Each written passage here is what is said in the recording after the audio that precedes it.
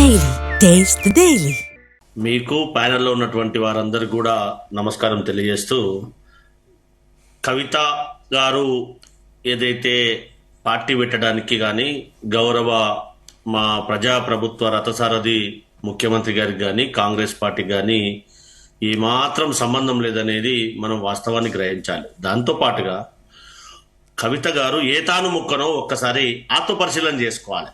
ఎందుకోనంటే ఇన్నాళ్ళు ఎక్కడ పనిచేశారు, ఎవరి చెంతన ఉండి ప్రభుత్వంలో ఉండి వారు చేశారనేది కూడా మనము తెలుసుకోవాల్సినటువంటి పరిస్థితి. అది మరిచి ఎవరో మాట్లాడిస్తే మాట్లాడతారు అని చెప్పి కవిత గారు మేమైతే అనుకోము, కాంగ్రెస్ పార్టీగా అనుకోము, ప్రభుత్వంగా కూడా ఆలోచించము కూడా. ఎందుకోనంటే ఒక పార్టీ పెట్టడానికి ప్రతి భారతీయుడికి ఆ పార్టీ పెట్టడానికి కావలసినటువంటి విధి విధానాలు రూపొందించుకోవడానికి అవకాశం ఉన్నటువంటి పరిస్థితి మన భారతదేశంలో. అలాంటి వారు కవిత గారు వారు తెలంగాణ రాష్ట్రంలో వారు ఒక పార్టీ పెడతామంటే ఎవరైనా పార్టీ పెట్టడానికి అవకాశం ఉంటుంది. కానీ పార్టీ నడపడం అనేది అంత ఈజీయా కాదనేది మనం ప్రత్యక్షంగా చూసినటువంటి పరిస్థితి.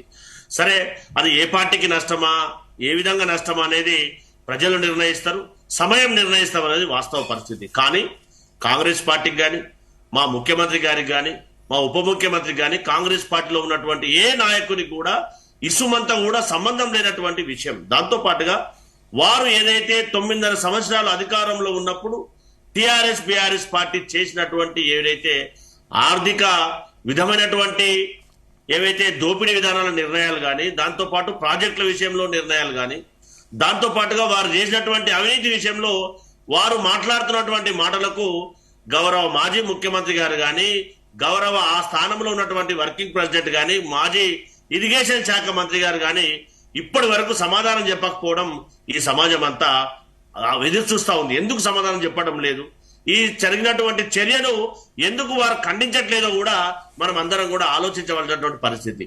సరే, ఆ వాస్తవ పరిస్థితి ఎందుకు వచ్చింది, ఏడ తేడా కొట్టింది, వాళ్ళ ఫ్యామిలీలో ఏం జరిగిందో వాళ్ళ పర్సనల్ పరిస్థితి అయితే, కానీ సమాధానం చెప్పాల్సినటువంటి బాధ్యత మాజీ ముఖ్యమంత్రి గారి పైన, బీఆర్ఎస్ పార్టీ వర్కింగ్ ప్రెసిడెంట్ పైన, మాజీ మంత్రి ఇరిగేషన్ శాఖ మంత్రి హరీష్ రావు గారి పైన ఉందనేది వాస్తవాన్ని గ్రహించాలి.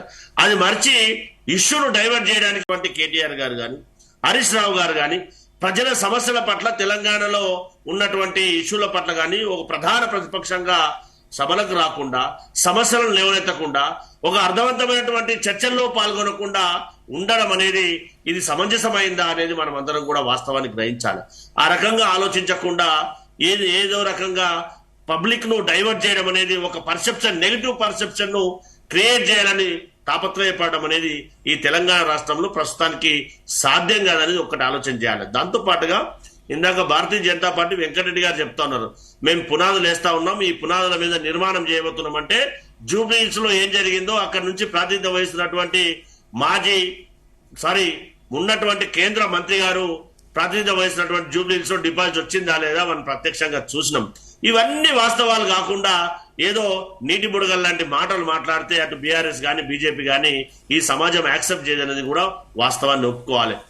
ఏది ఏమైనప్పటికీ కూడా కవిత గారు పార్టీ పెడితే ఒక భారతీయుడిగా, తెలంగాణ ఉద్యమకారుడిగా సమయం సందర్భం నిర్ణయిస్తారు తప్పితే ఎవరం కూడా కాదనడానికి ఏ పార్టీ కూడా సంబంధం ఉండదు. ఏమన్నా సంబంధం ఉన్నా, నష్టం జరిగినా జరగకపోయినా బీఆర్ఎస్ పార్టీ తాను ముక్క కాబట్టి కవిత గారు అక్కడే ఎక్కడో ఎవరితోనో సంబంధాలు ఉండే అవకాశం ఉంటుంది, వారికి నష్టే అవకాశం ఉంటుంది. కానీ మిగతా ఏ జాతీయ పార్టీకి కానీ ప్రాంతీయ పార్టీకి కానీ నష్టం ఉండే అవకాశం ఉండదు అనేది వాస్తవ పరిస్థితి మనము గ్రహించాలి. ఎందుకంటే గతంలో ఉద్యోగంలో పనిచేశారు, తెలంగాణ జాగృతి పేరుతోటి ప్రభుత్వంలో భాగస్వాములుగా ఉన్నటువంటి పరిస్థితి ఇది కదా వాస్తవ పరిస్థితి.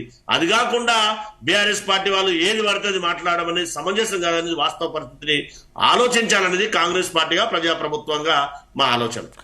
బీఆర్ఎస్ పార్టీకే కవితతోటి పూర్తిగా నష్టం జరిగే అవకాశం ఉందనేది మనం వాస్తవాన్ని గ్రహించాలి. దాంతోపాటు మా ప్రజాప్రభుత్వం ఏదైతే టిఆర్ఎస్ బిఆర్ఎస్ అధికారంలో ఉన్నప్పుడు చేసినటువంటి ఆర్థిక విధానాలు కానీ, ఆర్థికంగా ఈ తెలంగాణకు చేసినటువంటి నష్టాన్ని కానీ ఒక్కొక్కటిగా బయటకు తీస్తూ ఉంటే, మధ్యలో కేంద్ర ప్రభుత్వ ఆధీనంలో ఉన్నటువంటి ఈడీ ఎంటర్ అవుతున్నటువంటి పరిస్థితి. ఈడీ ఎంటర్ అయిన తర్వాత చిన్న ఎగ్జాంపుల్ చెప్తాను నేను. ఏదైతే ఫోన్ ట్యాపింగ్ విషయంలో రెడ్ కార్నర్ నోటీస్ చేయడానికి గౌరవ బండి సంజయ్ గారి పోర్ట్ఫోలియోలో ఉన్నటువంటి ఇండిపెండెంట్ హోం శాఖ కనీసం రెడ్ కార్నర్ యాక్సెప్ట్ చేయడానికి కూడా కనీసం 6 నెలలు పట్టిందండి ప్రభాకర్ రావు గారిని తెలంగాణ రాష్ట్రానికి తీసుకురావడానికి. అంటే ఏం జరుగుతూ ఉందో ఒక్కసారి వాస్తవాన్ని గ్రహించాలి. కానీ తెలంగాణ సమాజం వాస్తవ పరిస్థితిని గ్రహిస్తూ ఉంది. ఖచ్చితంగా టిఆర్ఎస్ బీఆర్ఎస్ 2 పర్యాయాలు తెలంగాణ రాష్ట్రంలో చేసినటువంటి ఆర్థిక దోపిడీ కానీ, నీటి విషయంలో తెలంగాణ రాష్ట్రానికి రావాల్సినటువంటి నీటి పంపకాల విషయంలో కానీ పోరాటం చేయడంలో, రావాల్సినటువంటి విషయంలో రాబట్టడంలో కేంద్ర ప్రభుత్వం నుంచి వైఫల్యం చెందిందనేది వాస్తవ పరిస్థితి. దానికోసం ప్రజాప్రభుత్వం సీరియస్ గా ప్రయత్నం చేస్తూ ఉంది. తెలంగాణ రాష్ట్రానికి రావాల్సినటువంటి నీటి విషయంలో కానీ, ఏదైతే ఆర్థికంగా జరిగినటువంటి దోపిడీ విషయంలో దాన్ని అరికట్టి ఖచ్చితంగా తెలంగాణ రాష్ట్రంలో ఇటు ఆర్థికంగా అభివృద్ధి చెందుకుంటూ ఇటు సంక్షేమ పథకాలను కూడా అమలు చేయడానికి శాయశక్తుల ప్రయత్నం చేస్తా ఉన్నాం. అంతే తప్పితే ఇంకో ఆలోచన ఉండదనేది ఒకసారి ఆలోచన చేయాలి.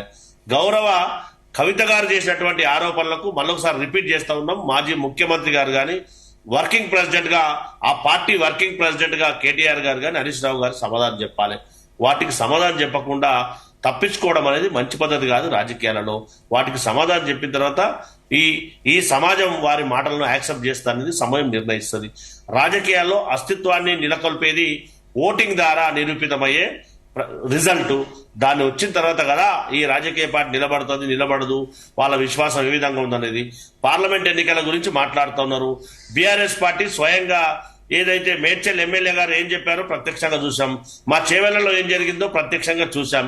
ఇవి వాస్తవ పరిస్థితులు కదా. బీఆర్ఎస్ బీజేపీ ఏ విధంగా మిలాఖత్ అయినాయి, ఏ విధంగా మిలాఖత్ చేసుకున్నాయి ఏందనేది గౌరవ ఎగ్జాంపుల్స్ మాజీ ఎంపీలు కానీ ఉన్నటువంటి ఎమ్మెల్సీలు కానీ చెప్పినటువంటి లైవ్ ఎగ్జాంపుల్స్ కదా.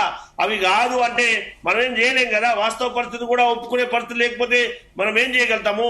అల్టిమేట్ గా ప్రజలు సమాధానం చెప్తారు.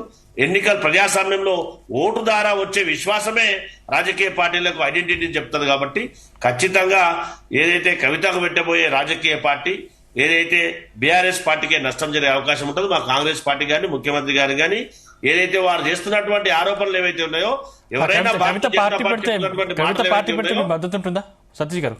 కవిత పార్టీ పెడితే మీ మద్దతు ఉంటుందా? మాది జాతీయ పార్టీ, మా మద్దతు ఎందుకు ఉంటుందండి? అదొక రాజకీయ పార్టీ, మా జాతీయ పార్టీ, మా మద్దతు వారికి ఎందుకు ఉంటుంది? వారి ఐడెంటిటీ కోసం వారు అధికారంలో రావడానికి వారు చేసే ప్రయత్నం వారిది. మేము ఒక జాతీయ పార్టీగా మా ప్రయత్నం మేము చేస్తాం కదా, వారికి మా పద్ధతి ఎందుకు ఉంటుంది? ఉండే అవకాశం ఉండదు.